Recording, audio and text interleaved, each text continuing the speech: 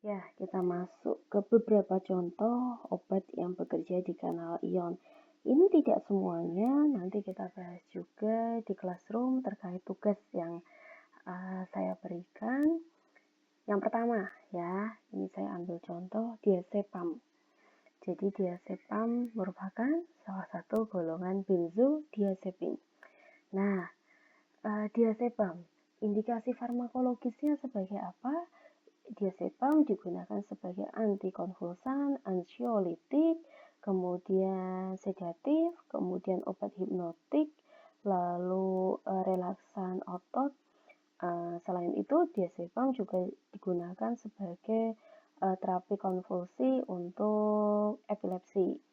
Nah, diazepam ini merupakan salah satu obat yang termasuk golongan allosterik reseptor GABA subtipe alfa. Ya, nanti di bahasan reseptor akan dijelaskan setelah UTS. Nah, apa hubungannya dengan kanal ion? Coba sekarang kita lihat di poin ketiga. Pengikatan diazepam ya.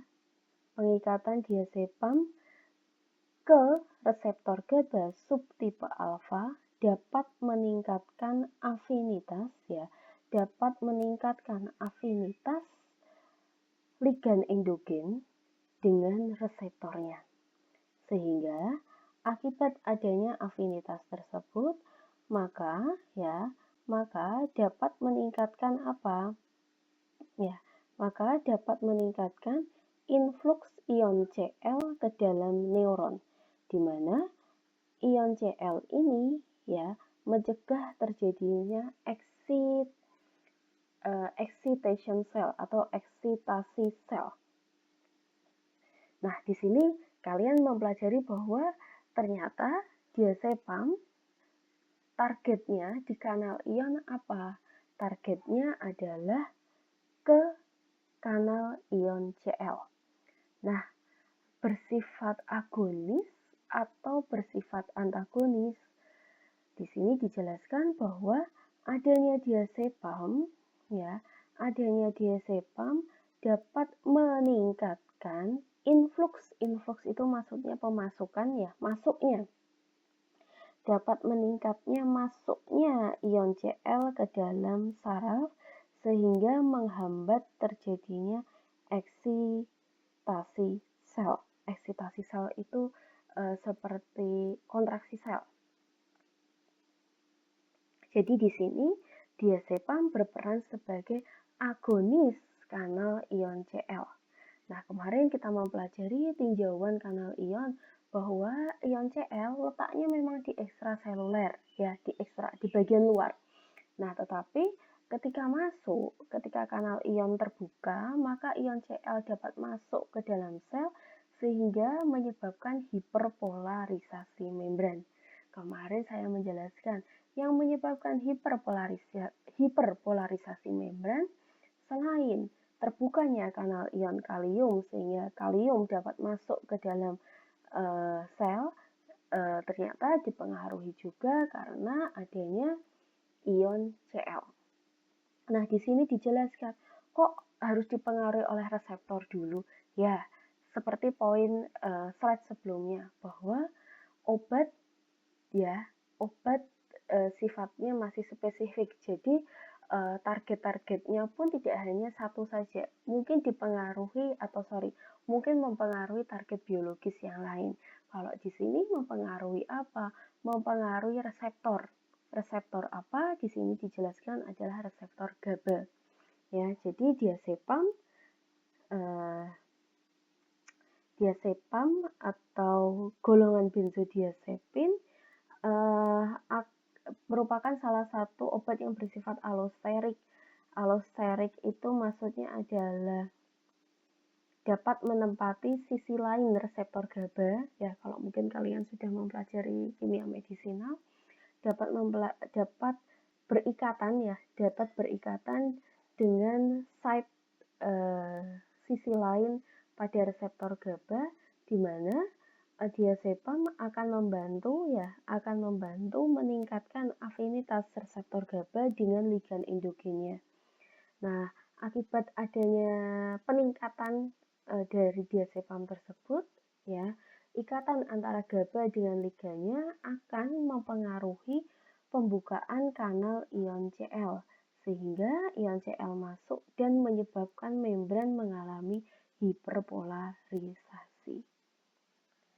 Sehingga terjadi depresi sistem saraf pusat atau tidak terjadi penerusan sinyal sepanjang sel saraf. Coba kita lihat gambarnya. Jadi kalian harus paham dulu, kenapa ya kok bisa terjadi depresi, kenapa ya kok bisa terjadi insomnia atau terjadi epilepsi. Oh, karena selnya terus-menerus berkontraksi atau mengalami eksitasi. Sehingga kita butuh obat yang menghambat kerja sel tersebut, atau kita butuh obat yang berfungsi untuk mendepresikan sistem sel saraf. Obatnya apa? Oh, ini ada diazepam. Ya, coba kita lihat gambarnya.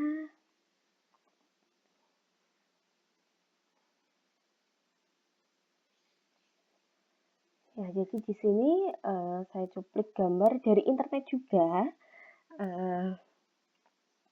Jadi ion Cl yang terletak di luar sel tidak dapat masuk ke dalam, ya.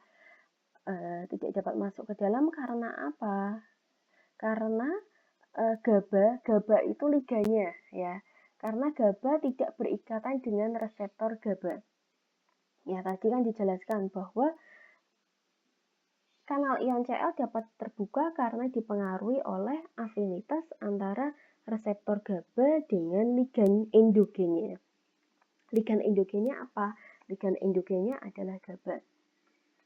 Nah, kemudian kalau normalnya, ya secara normal, ion Cl ini, ya, ion Cl dapat terbuka karena adanya ikatan atau afinitas ligan GABA dengan reseptor GABA.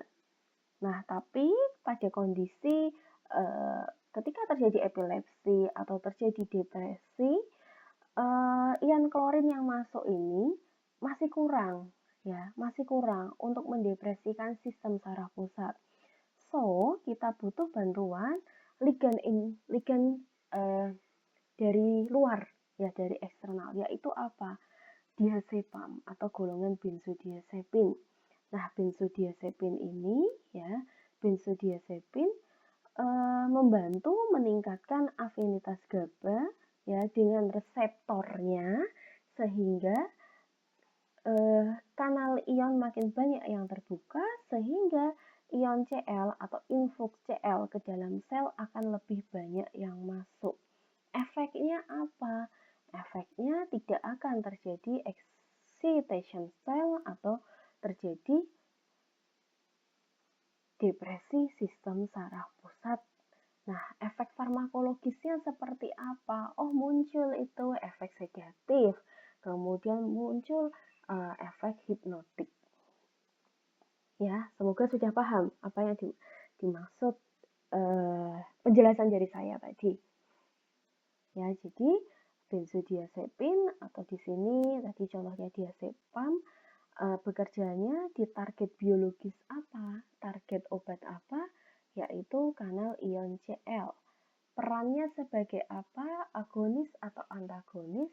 Jadi diazepam merupakan agonis kanal ion Cl, di mana kalau agonis meningkatkan aktivitas pembukaan kanal ion Cl sehingga ion Cl yang masuk ke dalam sel akan jauh lebih banyak dan menyebabkan depresi sistem saraf pusat atau menyebabkan hiperpolarisasi membran. Nah, contoh yang kedua. Contoh yang kedua ini adalah amlodipin. Yuk kita lihat dulu amlodipin. Amlodipin itu merupakan obat antihipertensi. Nah, kalian belajar singkat saja atau pasti sudah tahu ya waktu dulu hipertensi. Hipertensi adalah naiknya tekanan darah ya, naiknya tekanan darah karena apa? Karena kontraksi pembuluh darah sehingga tekanannya akan lebih besar. Makanya tekanan darahnya naik. Nah, di sini amlodipin ya merupakan obat yang seperti apa? Jadi amlodipin amioselective calcium channel blocker. Nah, calcium channel blocker itu berarti menghambat pembukaan kanal ion kalsium atau kanal ion Ca. Nah, amlodipin tadi kalau indikasinya merupakan obat antihipertensi, di mana mekanismenya kalau kita melihat kata-kata ini menghambat pergerakan ion kalsium masuk ke dalam sel otot polos dan sel otot jantung, sehingga menghambat terjadinya kontraksi ya pada sel otot polos maupun di kardiak, atau menyebabkan vasodilatasi pembuluh darah. Jadi kalau pada hipertensi itu terjadi vasokonstriksi pembuluh darah dan menyebabkan tekanan darahnya naik. Nah, adanya amlodipin target biologisnya di apa? Amlodipin target biologisnya adalah di kanal ion Ca. Ya, coba kalian pahami kanal ion Ca. Ion Ca ya, ion Ca ada yang terletak di luar dan terletak di dalam sel. Kalau yang di luar itu berperan sebagai penginisiasi transduksi sinyal. Nah, ini ada lagi yang terletak di inti, yaitu kalau yang di inti berperan sebagai kontraksi otot. Ya.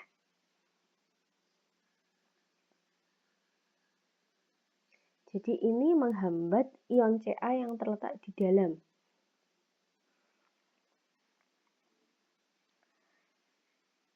Ya, kalau misalnya secara fisiologis saya bisa menjelaskan seperti ini kan karena terjadi kontraksi. Karena ion Ca banyak yang keluar. Nah, tetapi pada kondisi hipertensi, semakin banyak ion Ca yang keluar, maka dapat menyebabkan vasokonstriksi pembuluh darah.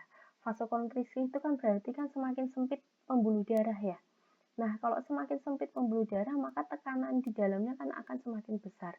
Maka menyebabkan tekanannya semakin tinggi. Nah, ini makanya kita butuh obat untuk menyebabkan vasodilatasi pembuluh darah. Dengan cara apa? Dengan menghambat pembukaan kanal ion Ca, sehingga ion Ca tidak dapat masuk ke dalam sel. Ya, tidak masuk ke dalam sel dan terjadilah vasodilatasi pembuluh darah. Di sini dituliskan ada L-tipe calcium channel. Jadi ada beberapa literatur yang menyebutkan bahwa kanal ion itu ada beberapa subtipe. Nah, ini dari beberapa penelitian menyebutkan kalau amlodipin itu menghambatnya di kanal ion kalsium tipe L. Jadi ini dicontohkan ilustrasinya adalah kanal ion, ini adalah membran-membrannya. Ya, amlodipin menghambat apa? Amlodipin menghambat agar kanal ion Ca tidak terbuka sehingga ion Ca tidak dapat masuk dan tidak menyebabkan kontraksi otot. Lalu contoh yang ketiga. Contoh yang ketiga ada lidokain. Coba kalian cek indikasi farmakologis lidokain itu digunakan untuk apa. Jadi lidokain, ya semoga tahu ya lidokain digunakan untuk apa. Lidokain di sini target biologisnya sebagai apa? Target biologisnya bekerja di kanal ion natrium. Yuk saya singgung sedikit tadi kalau amlodipin di kanal ion kalsium dan dia bekerja sebagai agonis atau antagonis. Nah, lidokain bekerjanya di target biologis kanal ion natrium. Kemudian secara agonis atau antagonis secara antagonis. Lidokain. Nah, NA channel blocker. Coba kita lihat dulu. Kenapa ya kok harus di-blocking kanal ion natrium? Setahu kalian, kanal ion natrium jika terbuka, ion natrium dapat masuk sehingga menyebabkan depolarisasi membran. Betul? Ya, lidokain biasanya digunakan sebagai obat bius, betul?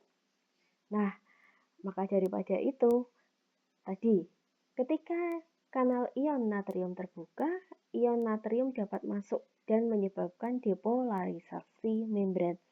Depolarisasi membran, nama lainnya apa? Penghantaran sinyal sepanjang penghantaran sinyal sepanjang sel saraf atau terjadinya potensial aksi.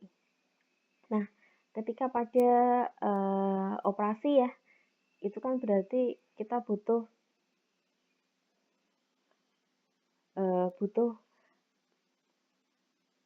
agar pasien tersebut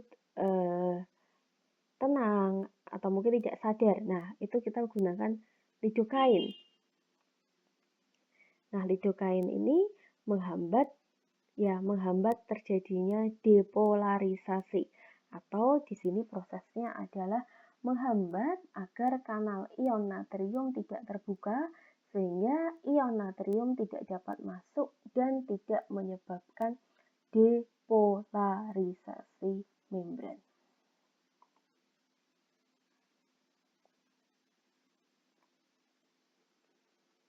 Oke, selanjutnya ya, ada etosuksimid. Nah, etosuksimid ini adalah obat yang merupakan targetnya ada di kanal ion kalsium. Mirip seperti tadi ya, yang obat hipertensi.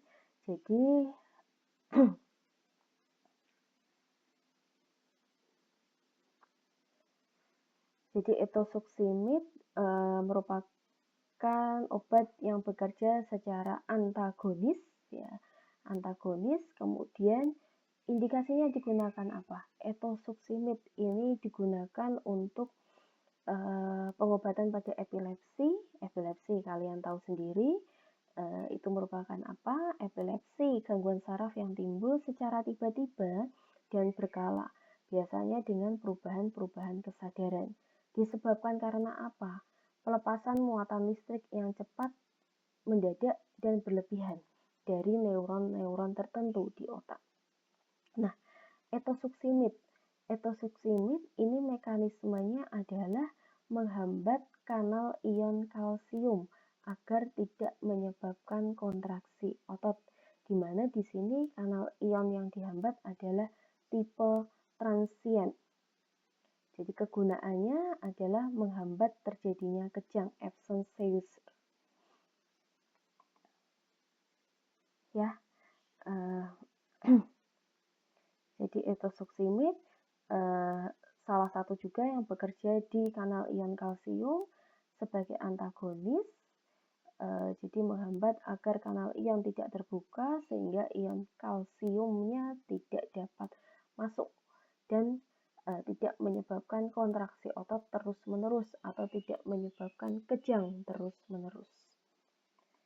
Ya, sekarang kita lanjut diskusi bagaimana untuk target-target biologis pada verapamil, carbamazepine, gabapentin tadi sudah kita bahas. Ya, sekian dari saya. Terima kasih semua.